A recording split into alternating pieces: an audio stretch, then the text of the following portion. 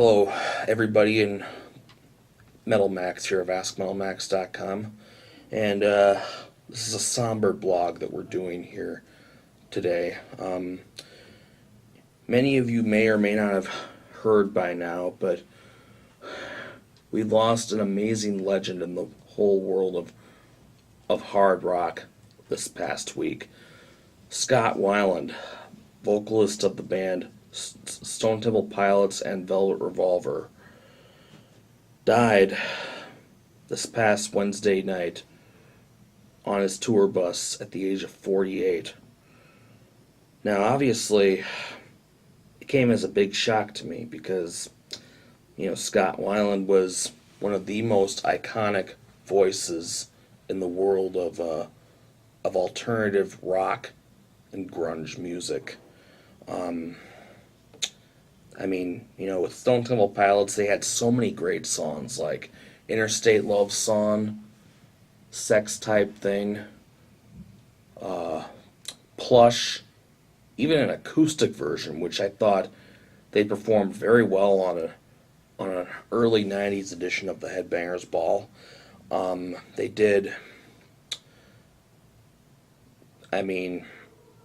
Vaseline was a great song of theirs too, as was even the lesser known tracks like Pretty Penny and Dead and Bloated, and all those rank up very high in their songbook.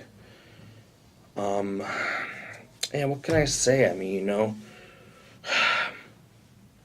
He was a great frontman, but he clearly had a lot of troubles.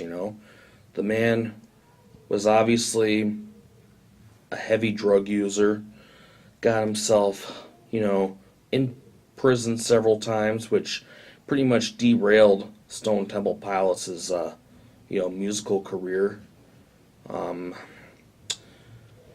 They originally broke up in 2002 after making a new song for their greatest hits compilation, Thank You. And at that point, of course, Scott Weiland went on to join Velvet Revolver, and they came out with two amazing albums. I might also add it was with three of the former members of Guns N' Roses.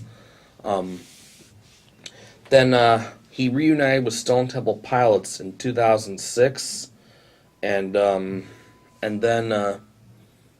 after making a self-titled album, well, let's just say the rest of the band couldn't stand it no more, and so they kicked him out. And recently, he was touring with his own act entitled Scott Weiland and the Wildabouts.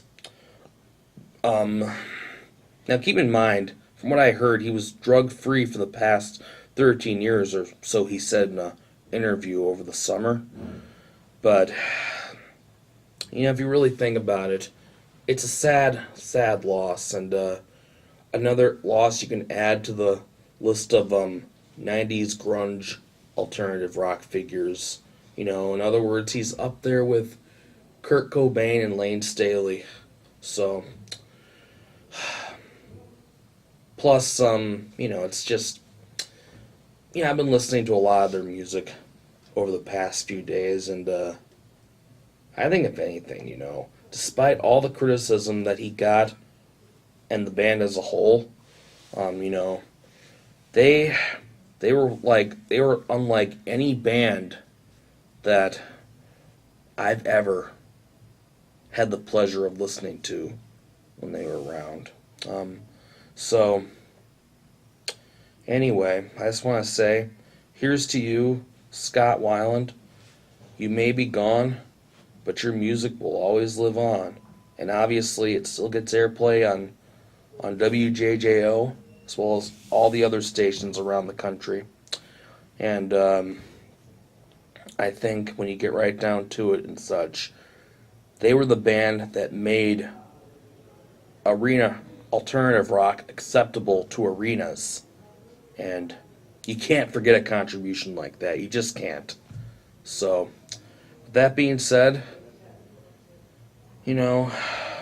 anyway,